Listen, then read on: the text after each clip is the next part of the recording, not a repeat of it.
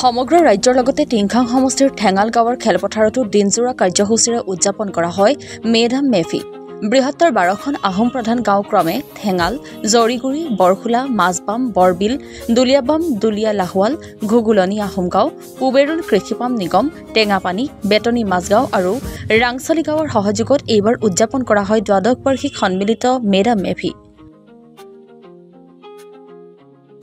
পতাকা উত্তোলন, মৈদাম তৰ্পণৰ পিছতে মেডাম মেফি পূজা কৰা হয়। ইয়াৰ পিছতে আলোচনা সভা আৰু টাই সাংস্কৃতিক অনুষ্ঠান অনুষ্ঠিত হয়। তদুপৰি প্ৰদৰ্শনীৰ জৰিয়তে নৃত্য ব্যৱহৃত সামগ্ৰীসমূহক টাই আহোম ভাষাত বুজাবলৈ প্ৰয়াস চলোৱা হয়। ইফালে মেডাম মেফি অনুষ্ঠানৰ পৰাই উদ্যোক্তা আৰু বিশিষ্ট ব্যক্তিসকলে লেঙেৰী অঞ্চলৰ আহোমৰ কীৰ্তিচিহ্ন আৰু মৈদামসমূহ সংৰক্ষণৰ ব্যৱস্থা কৰিবলৈ দাবী জনায়।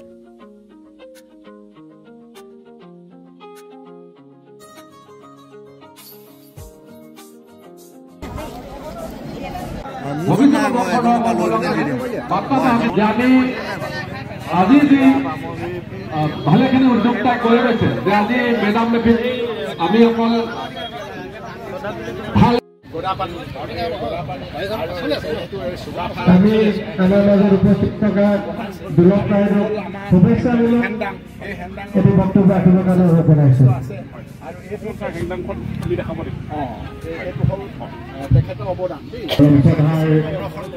দ্বাদশ বাৰ্ষিক মেডাম মেফি সন্মিলনৰ সন্মানীয় অতিথিবৃন্দ, উদ্যোক্তা আৰু মই প্ৰথমে আপোনালোক সকলোলৈ মেডাম মেফিৰ শুভেচ্ছা জনাই।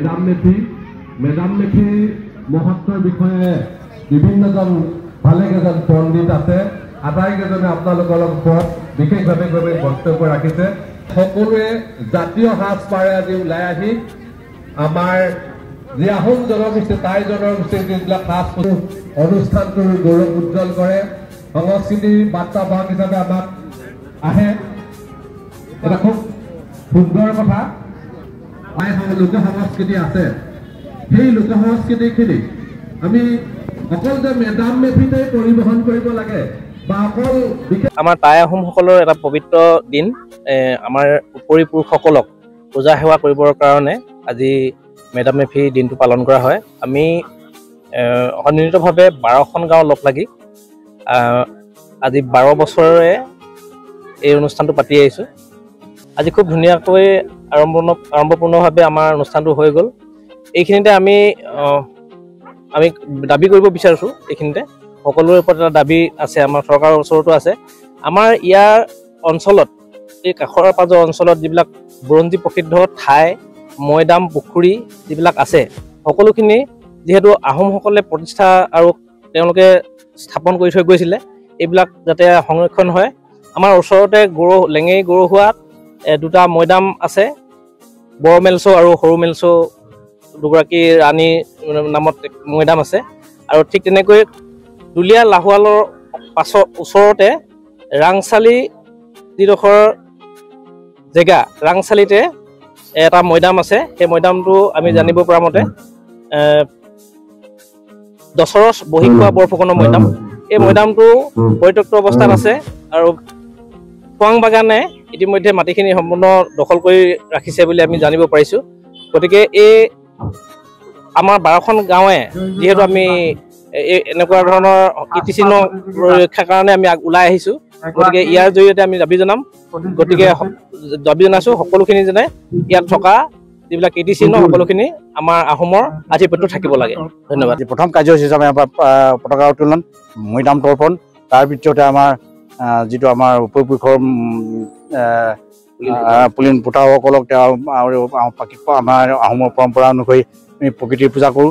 আমি গতিকে এই আটাইখিনি আমি আমাৰ 9খন মেহেঙাৰ জৰিয়তে আমি এইখিনি পূজা অৰ্চনা কৰা হয়। তাৰপিছতে আমি উঠি অহা চামক অনুপ্ৰাণিত কৰিবৰ কাৰণে আমাৰ আহোমৰ কীৰ্তিচিহ্নৰ ওপৰত কি কয় চিত্ৰাংকন প্ৰতিযোগিতা, কুইজ প্ৰতিযোগিতা আৰু আমাৰ গীত মাত, নৃত্য ইত্যাদিকৈ আমি যথেষ্টখিনি আমি আগবঢ়াইছোঁ। তাৰ উপৰিও আমি প্ৰদৰ্শনীৰ জৰিয়তে আমাৰ প্ৰতিটো বস্তুৰ আহোম ভাষাত কি বুলি কোৱা হয়, প্ৰতিটো আমি সদায় নৃত্য ব্যৱহাৰ্য বস্তু আমাৰ বহুত থাকি হৈছে, কিন্তু আমি নৃত্য ব্যৱহাৰ্য যিবিলাক বস্তু আছে সেইবিলাকে আমি কিছুমান ফটোৰ জৰিয়তে, কিছুমান একদম নেচাৰেলি আমি পৰিৱেশন কৰি তাত আহোম ভাষাৰ শব্দ আৰু চাউণ্ডটো কেনেকুৱা আৰু অসমীয়াত কি হয় ইত্যাদি এইবিলাক দেখুৱাই আমি উঠি অহা চামক অনুপ্ৰাণিত কৰিবৰ কাৰণে অহৰহ প্ৰচেষ্টা কৰিছোঁ। আমাৰ মেডাম এম ভি পতাৰ মূল উদ্দেশ্য এইটোৱে। আমি অকল বহুতে কয় যে মেডাম এম ভিৰ নাম মানে গাহৰি আৰু মদ প্ৰায় অনুষ্ঠান, কিন্তু আমি সেইটো বাৰ্তা আমি দিবলৈ দিয়া নাই সমাজক।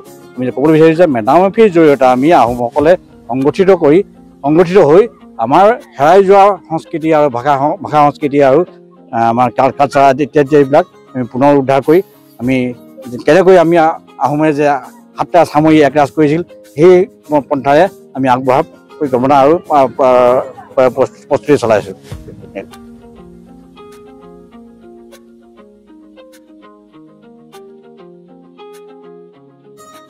মৰাণৰ পৰা দীপু সোণোৱালৰ ৰিপৰ্ট অসম টুডে।